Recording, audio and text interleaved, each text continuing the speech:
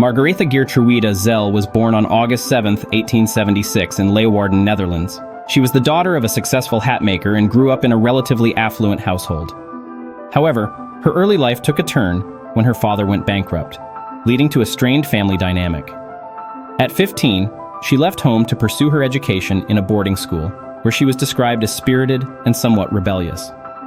In 1895, at the age of 18, she married a Dutch colonial officer, Rudolf MacLeod, and moved to Java, Indonesia. The couple had 2 children, but the marriage was tumultuous, marred by issues related to infidelity and alcohol. The couple eventually divorced, and Zell returned to Europe with their daughter, while their son remained with MacLeod in Indonesia. After returning to Europe, Zell adopted the stage name Matahari, which means Eye of the Dawn in Malay.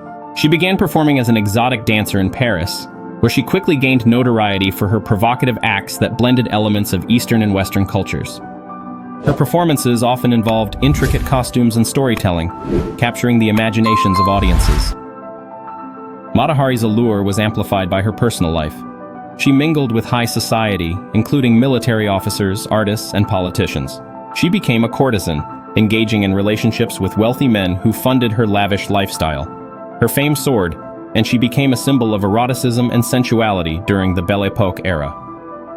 With the onset of World War I in 1914, Matahari's life took a dramatic turn.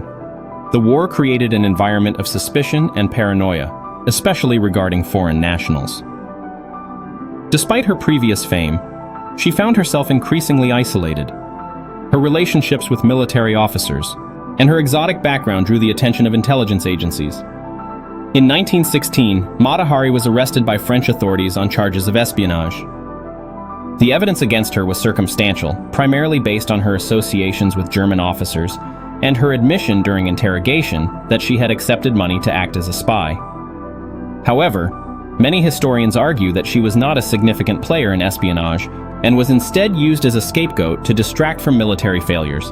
Her trial began in July 1917, attracting significant media attention. The prosecution painted her as a dangerous seductress responsible for the deaths of thousands of soldiers.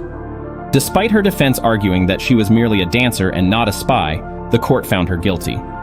The trial was marked by sensationalism, and many believed it was more about the moral panic surrounding female sexuality than about justice. On October 15, 1917, Matahari was executed by firing squad in Vincennes, France. Eyewitness accounts describe her final moments with dignity and defiance. She reportedly refused a blindfold and instead blew a kiss to the soldiers before the shots were fired. After the firing squad had completed their volley, an officer approached her body to ensure she was dead, firing a shot into her head. Matahari's execution was met with mixed reactions. Some viewed her as a tragic victim of war, while others continued to see her as a manipulative seductress.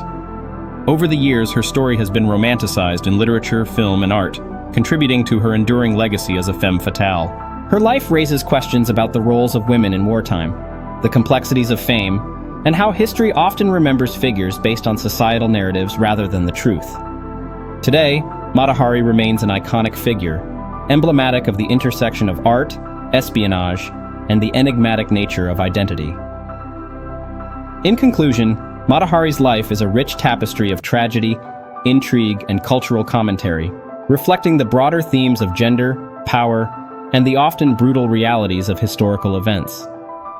Her legacy continues to spark fascination and debate, serving as a reminder of the complexities of human nature and the consequences of societal perceptions.